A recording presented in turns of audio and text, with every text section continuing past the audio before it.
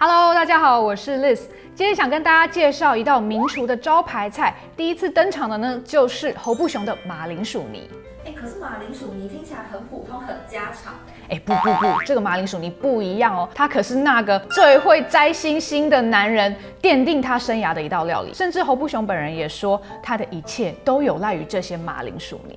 这有多好吃？可以形容一下。这马铃薯泥真的非常的丝滑绵密哦，甚至你会觉得像冰淇淋在你口中融化一样。可是它明明是咸的，而且明明是马铃薯做成的，真的是非常 creamy 的马铃薯泥。我们一般人可以有食谱照做。其实网络上有很多公开资讯，你都可以找到这个马铃薯泥的食谱哦。不过里面有相当多的 people， 等一下我们要来告诉大家，不是你照着做就一定能做出来的。还是你下次要挑战看看？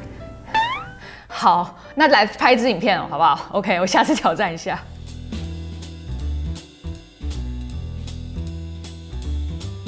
目前这道侯布雄的马铃薯泥呢，在全世界各地的侯布雄餐厅都吃得到，包括台北的 L'Atelier 的 Joey 侯布雄。那你去吃饭呢，你可以看到有一些主菜它会配了这个马铃薯泥，所以如果你想尝尝看的话呢，就要点那道主菜咯。听说可以续哦，真的，那一定要点，好不好？吃不饱的人请一定要点有马铃薯泥的这一道菜。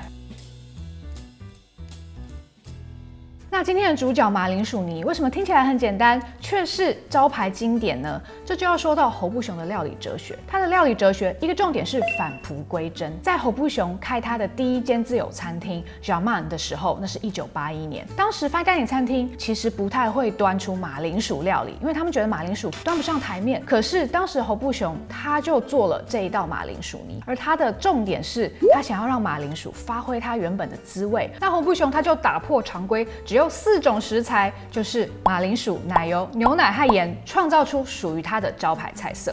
这一道马铃薯泥就很能代表他的料理哲学，就是他只用3到4种食材来做菜。他也曾经受访指出，他喜欢走进厨房，就一目了然看见所有他要用的食材，他不喜欢太复杂的东西。而侯布雄存在的年代其实也刚好是法国新料理运动之后，他是在那个年代育成的。那新料理运动是什么呢？在1960、70年代，那个时候法国料理界也吹起了一阵改革的风潮，就是他们觉得法国料理太厚重了，酱汁太复杂，然后太多装饰，他们想要让食材来说话，让料理可以让大家吃得懂，所以他们就有一系列想要把法国料理变轻盈的一个这样新料理的改革。侯布雄诞生的年代其实就是在新料理运动风风火火的时候，所以他在1981年自己创业的时候呢，也是秉持着这样子的料理哲学来做菜的。那侯布雄的马铃薯泥看起来很简单，可是还是有很多 mega 在里面的。有什么呢？首先你要加大量的奶油。那这道马铃薯的配方跟其他马铃薯泥不一样的地方就在于它的奶油的比例特别多，通常1公斤的马铃薯是配上50克到100克的奶油，但是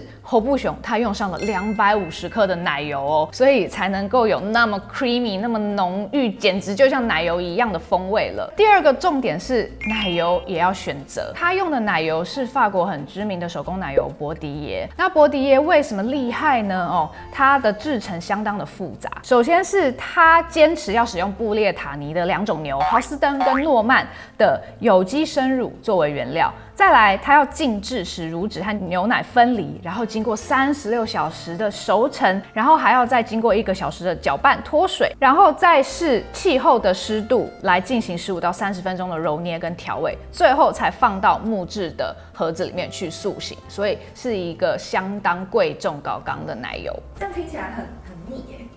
就真的很腻啊！但它可能太好吃了，在你还没有发觉腻之前，你就已经把它吃完了。那马铃薯泥还有一个重点是要选对马铃薯。侯布雄使用的马铃薯是一种叫做 Rat 的法国马铃薯，那它其实是有点手指形状的，然后皮很薄，然后肉的颜色是黄色的。那它的特别是它有一种坚果的风味，像是栗子啊，像是榛果那样，然后也有一点奶油的香气在里面，所以非常适合做成这种很 creamy 浓郁的马铃薯泥。那我们要用 red 马铃薯吗？还是有其他品种？其实一般马铃薯分为2种啊，一个是蜡质，另外一种是粉质。那通常粉质的马铃薯淀粉含量比较高，那它比较容易可以捣碎哦，它的形状比较容易溃散。而蜡质马铃薯通常它的形状比较容易保持完整，所以通常会做整个的马铃薯的料理。你可能会想问，侯布雄的这个 rat 马铃薯是哪一种呢？其实它用的是蜡质马铃薯，这个 rat 马铃薯是蜡质马铃薯。但我想它应该是看中 rat 马铃薯的风味，就是那个 nutty 坚果的感觉，还有奶油的感觉，还有就是它加了大量的奶油，这也是一般马铃薯泥没有的。还有个重点是那个搅拌是非常用力、非常快速、很高刚的，所以这些都是侯布雄的马铃薯泥跟其他马铃薯泥不一样的地方。可是搅拌不是就用机器就好了？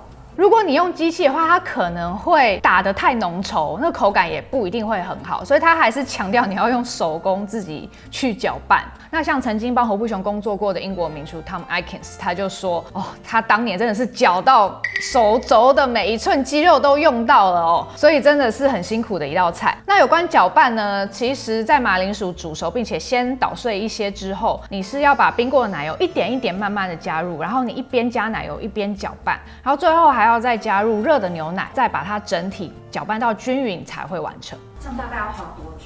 有些食谱上面写50分钟啦，但是根据那个英国名厨 Tom Atkins， 好像要超过2个小时。那经过一番辛苦之后呢，你就能得到入口即化、宛如冰淇淋一样的马铃薯泥了。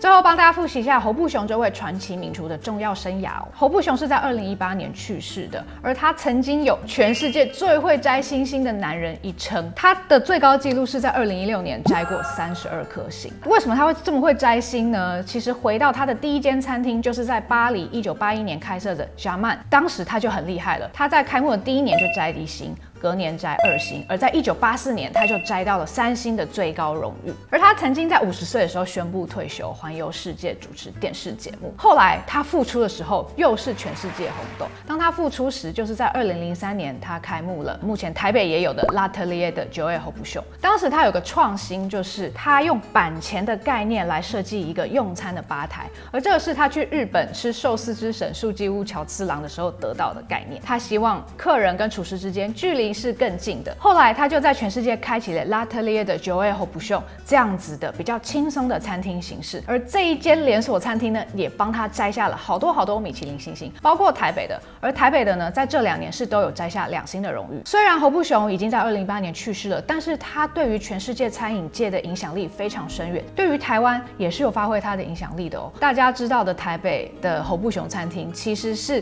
海外第一间来台湾设点的米其林餐厅，培养出不少台湾目前的重要的餐饮人才。当时来台湾驻店的主厨呢，现在也都是国际级赫赫有名的大厨哦，包括第1代的台北主厨日本人须贺洋介，还有当时的甜点主厨陈田一世。那目前台湾几间知名餐厅的主厨也很多都待过台北侯布雄的厨房哦，包括台中原餐厅的萧传元主厨、台北蓝餐厅的 Nobu 主厨，还有台北热门私厨凉州油盐行 D Place 的 Dana 主厨，都曾经是台北侯布雄的门徒。所以2009年开幕的台北侯布雄真的是台湾西餐界很重要的人才摇篮。那侯布雄我自己吃过几个不同城市的餐厅啦，包括是香港的、澳门的，还有台北的。我自己的感觉是，侯布雄在40年前他是新派现代法国菜，但在现在真的已经有一种经典的地位，而它的那些菜式对我来说，其实吃起来是蛮传统的。然后酱汁里面奶油的用量啊，还有它食材风味组合的方式啊，都跟我们现在比较常吃到的那一种